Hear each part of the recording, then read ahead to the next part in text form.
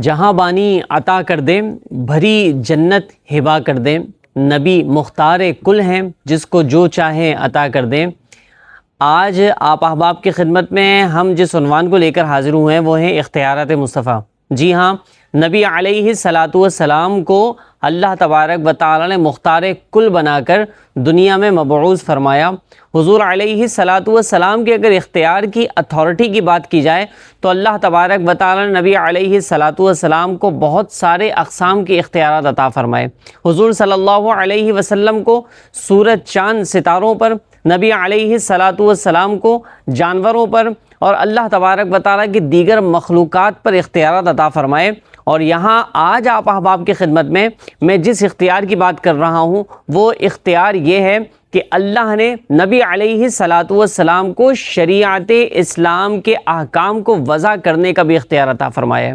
جی ہاں، نبی صلی اللہ علیہ وسلم جس کے لیے جو چاہیں حلال کر دیں، جس کے لیے جو چاہیں حرام کر دیں۔ حضور اعلیٰ حضرت علیہ رحمہ فرماتے ہیں کہ یہ نبی علیہ الصلاۃ والسلام کو اللہ تبارک و تعالیٰ نے یہ اختیار عطا فرمایا ہے کہ جس کو چاہے جائز قرار دیں، جس کو چاہے ناجائز قرار دیں، جس کو چاہے حلال قرار دیں اور جس کو چاہے حرام قرار دیں۔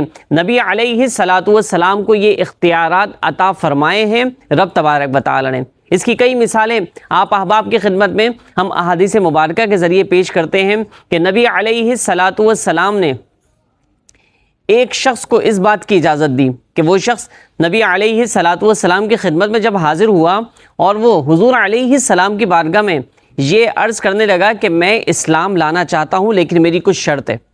حضور علیہ الصلاۃ والسلام نے فرمایا کہ کیا شرط ہے تمہاری؟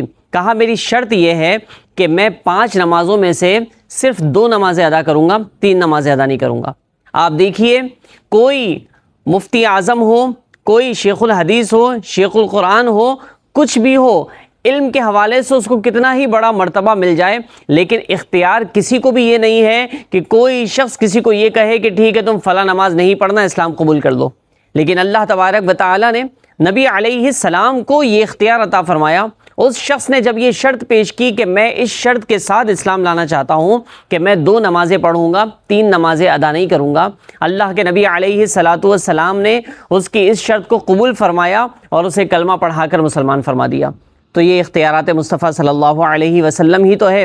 اسی طرح اگر گواہی کی بات آئے تو آپ جانتے ہیں کہ کسی کی گواہی اس وقت تک مکمل نہیں ہوتی جب تک کہ وہ گواہی شریعت کے مطابق نہ ہو۔ مطلب یہ کہ 2 عاقل بالغ مسلمان مرد ہوں تو ہی ان کی گواہی مکمل ہوتی ہے، لیکن اگر کوئی ایک مرد ہو تو گواہی مکمل نہیں ہوگی، ایک عورت ہو تو گواہی مکمل نہیں ہوگی۔ تو نبی کریم صلی اللہ علیہ وسلم نے شریعت اسلام کے مطابق یہ اصول مرتب تو کر دیا کہ 2 مرد عاقل بالغ ہوں گے تو گواہی مکمل ہوگی، لیکن حضرت خزیمہ رضی اللہ تعالیٰ عنہ کو اس حکم سے مستثنی فرما دیا۔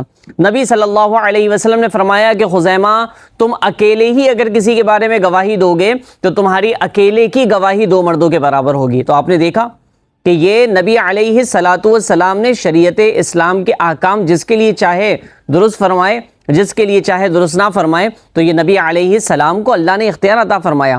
اسی طریقے سے آپ جانتے ہیں کہ ریشم اور سونا یہ مردوں کے لیے جائز نہیں ہے، سونا مردوں کو پہننا یہ جائز نہیں۔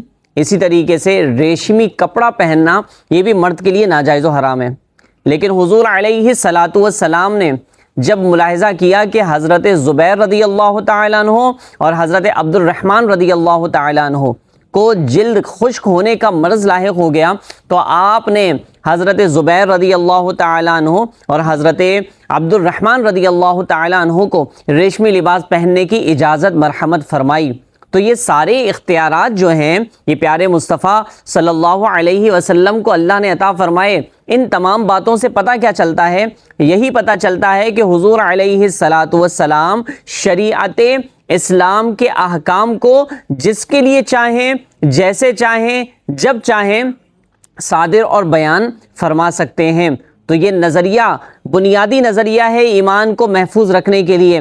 اگر کوئی اس نظریے پر ثابت قدم نہ رہے تو اس کا ایمان تذبذب کا شکار ہو سکتا ہے، اس کا ایمان خطرے میں پڑ سکتا ہے۔ تو لہٰذا ہمیں ان نظریے کو اپناتے ہوئے زندگی گزارنے کی توفیق عطا فرمائے۔ اللہ تبارک و تعالی ہم سب کو وہی نظریہ عطا فرمائے اور اسی نظریے پر ثابت قدم رہنے کی توفیق عطا فرمائے کہ جو نظریہ ہمیں قرآن و حدیث نے عطا فرمایا ہے۔ آمین بجاہ النبی الامین صلی اللہ تعالی علیہ وسلم۔